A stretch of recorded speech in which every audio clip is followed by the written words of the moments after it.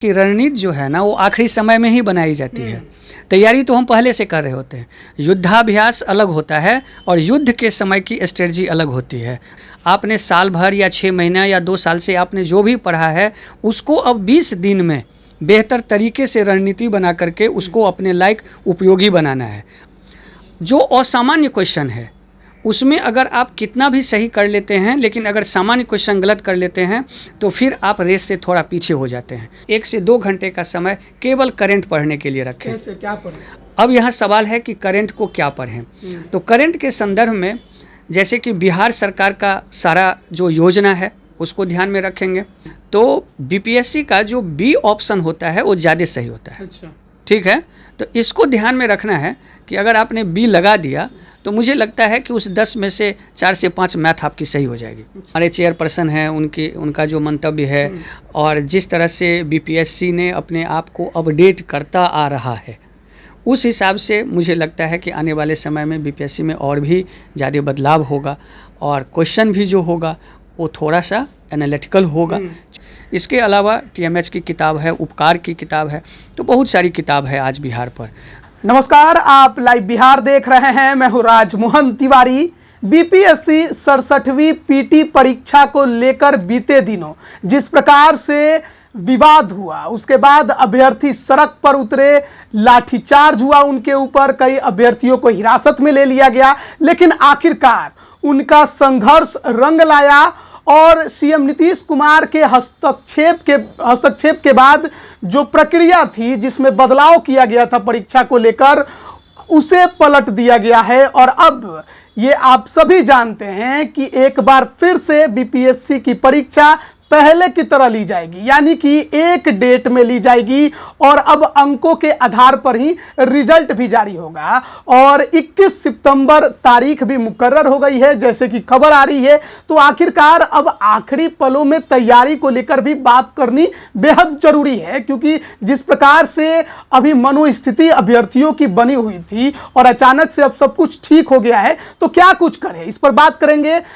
श्रेय आईएएस के संस्थापक दुर्गेश सर हमारे साथ हैं। सर, अब तक खूब बवाल हुआ लेकिन अब सब कुछ ठीक है, अभ्यर्थियों से क्या कहेंगे?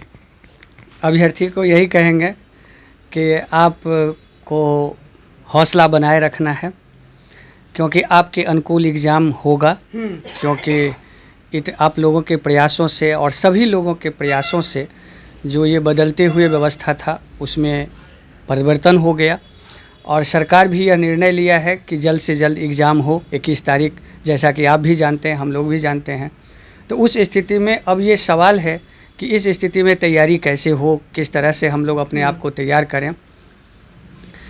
तो तैयारी के संदर्भ में हमें 2 बात ध्यान रखना है कि पहला तो हमें मनोवैज्ञानिक रूप से तैयार होना है, मन को तैयार कर लीजिए। क्योंकि अभी भी बहुत सारे लोग यह कह रहे हैं या सुनने में आ रहा है कि एग्ज़ाम हो सकता है कि टल जाए, लेकिन मुझे अक्टूबर में चला जाए, लेकिन मुझे लगता है कि अब ऐसा नहीं होगा।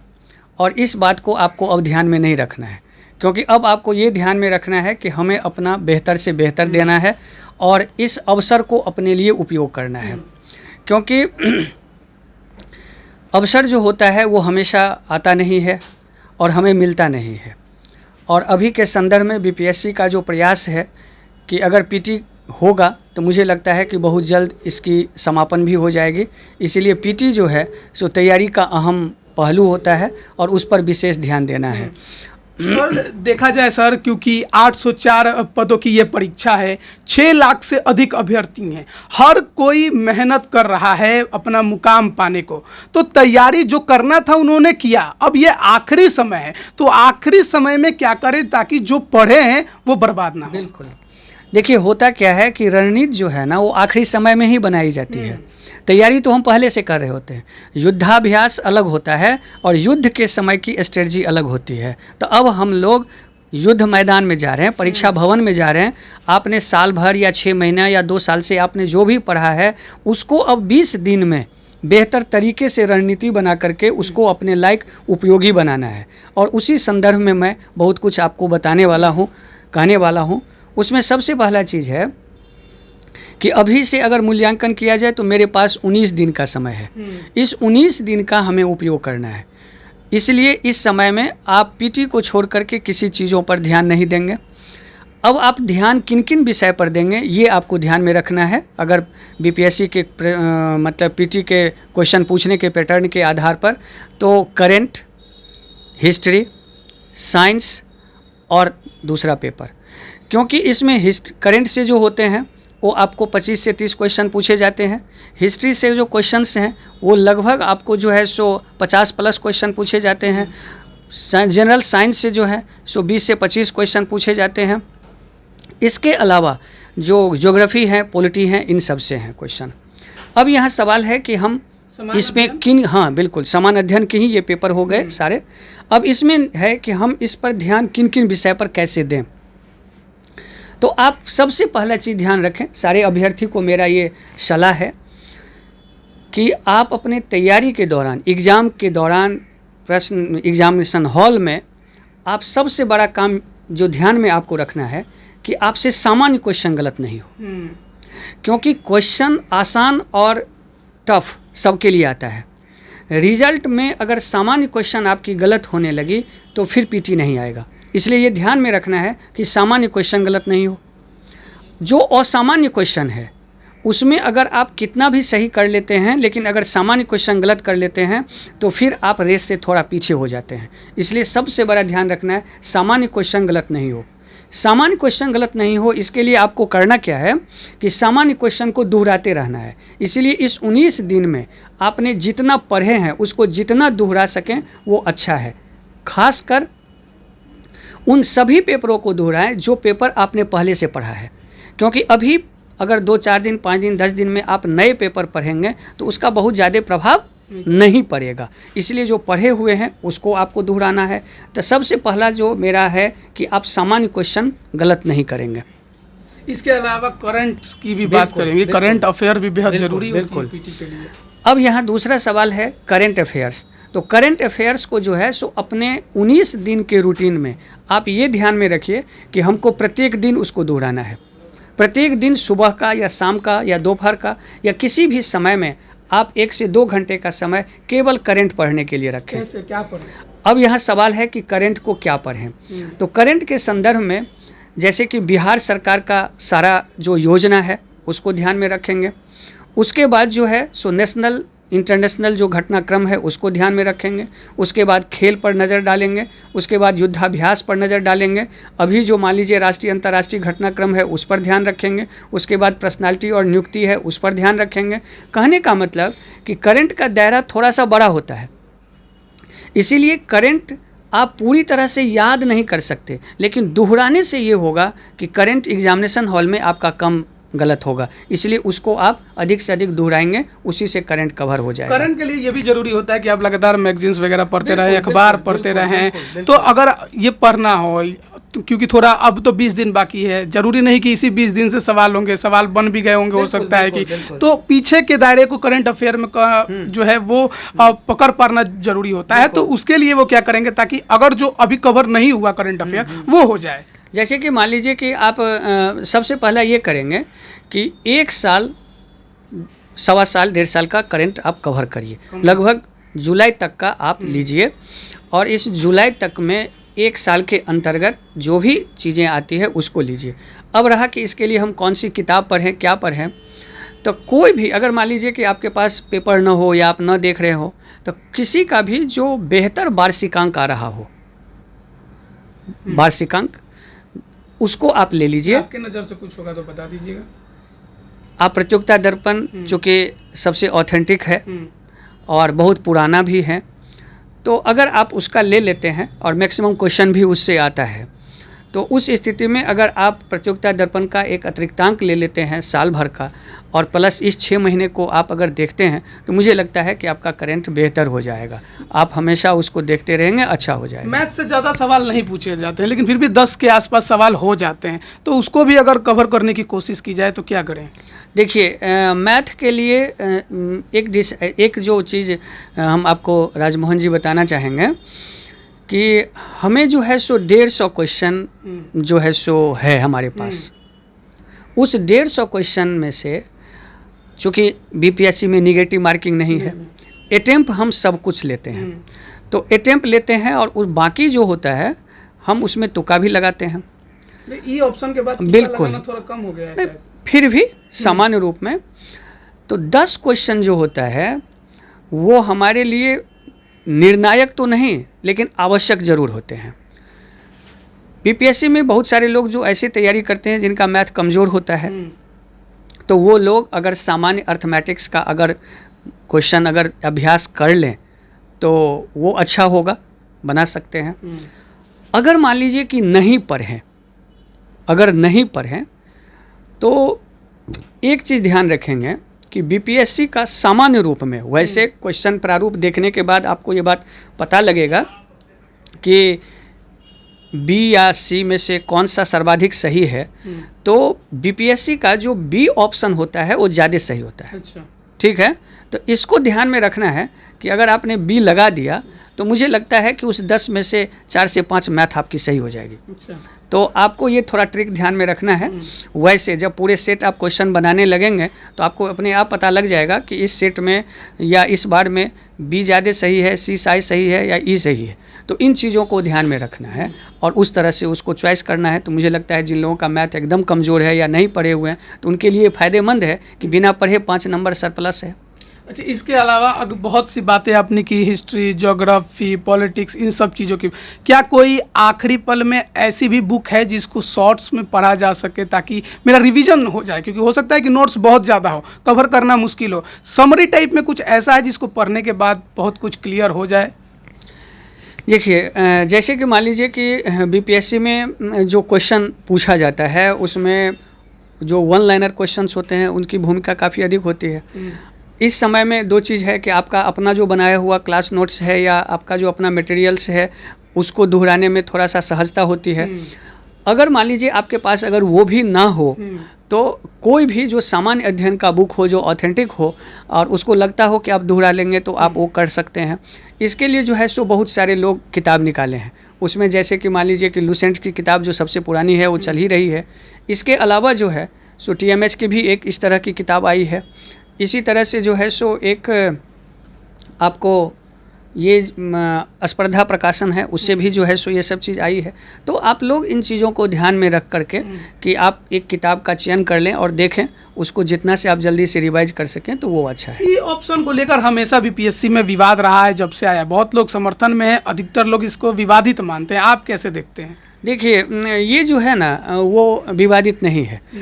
इस सेंस में नहीं है कि ई ऑप्शन का मतलब ये है, सामान्य रूप से इसमें क्या होता है कि आयोग को भी एक सुरक्षा कवच है और बच्चों के लिए भी सुरक्षा कवच है। बच्चों का ये कहना है कि आयोग को ज़्यादा सुरक्षा कवच। हाँ बिल्कुल, ये आयोग को ज़्यादा सुरक्षा कवच देता है कि अगर कोई क्वेश्चन विवादित हो जाता है तो आयोग उसको ई ऑप्शन में रख करके उस विवाद से दूर हो सकते हैं। या अगर मान अभ्यर्थी के सामने में समस्या होती है तो अगर अभी तक बीपीएससी का राजमोहन जी अगर आप एनालिसिस करेंगे ई के बाद तो उसमें पाएंगे कि ई ऑप्शन जो होता है ना वो टोटल में मात्र 5 से 7% ही रहते हैं क्वेश्चन। तो इसीलिए बहुत ज़्यादा ई क्वेश्चन को ऑप्ट करना हम अभ्यर्थी को नहीं कहेंगे। रहता है और वो पता लग जाता है। तो इसीलिए ई ऑप्शन जो है सो एक तरह से कहिए कि अच्छा भी है इस सेंस में कि क्वेश्चन जो होता है ऑब्जेक्टिव चॉइस जो होता है। एक चीज़ आपको और बताना चाहेंगे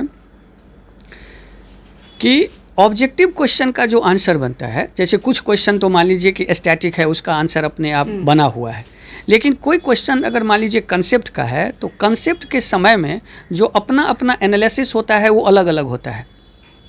ऐसे इसी एनालिसिस को लेकर के कई बार आयोग का जो आंसर होता है, अभ्यर्थी का जो आंसर होता है वो अलग अलग होता है।